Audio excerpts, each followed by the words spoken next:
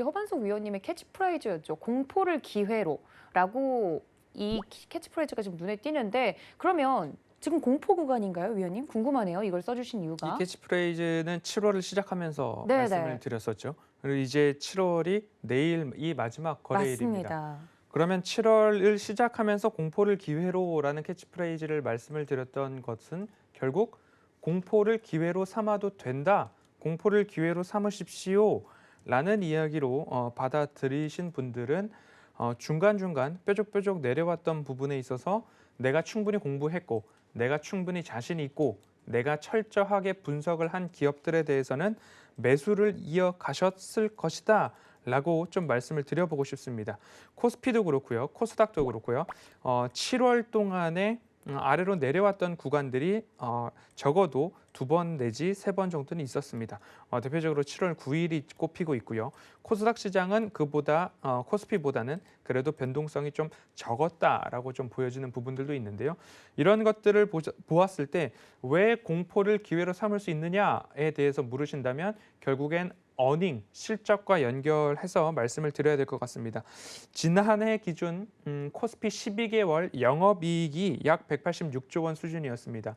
올해 6월까지 코스피 영업이익이 약 232조 원입니다. 그러면 연말까지 250조 원까지도 바라보고 있는 전망들이 나오고 있는데 그러면 주가 지수도 이 어닝에 맞춰서 우상향을 할 수밖에 없고 지금도 그런 상황이고 잠시 쉬어가더라도 이 어닝이 증가한다면 결국 주가 지수도 올라야 정상적인 시장이다라고 말씀을 드릴 수 있는 거죠.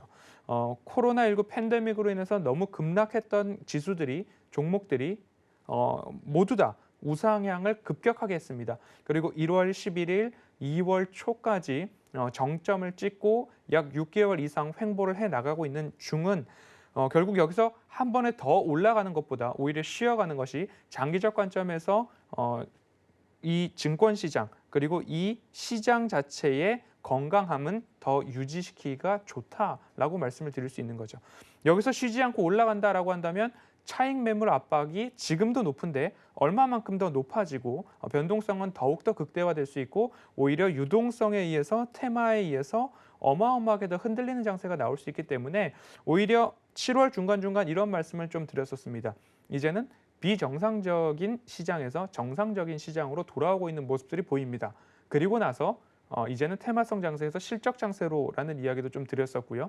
결국엔 이런 것들을 하나하나 지나가면서 공포를 기회로 만들 수 있는 부분들이 하나하나 있었다라는 말씀을 이제 7월을 한 거래일 남긴 상황에서 복기를 해보고 싶고요. 끝으로 말씀드릴 부분은 공포를 기회로 만들기 위해서는 현금 비중이 절대적으로 있어야 되겠죠. 네. 또 한 가지는 공포를 기회로 만들 때에 저가 매수다 해서 아무 기업이나 막 살 수는 없잖아요. 그래서 제가 중간에 또 이런 코멘트를 달아드렸었습니다.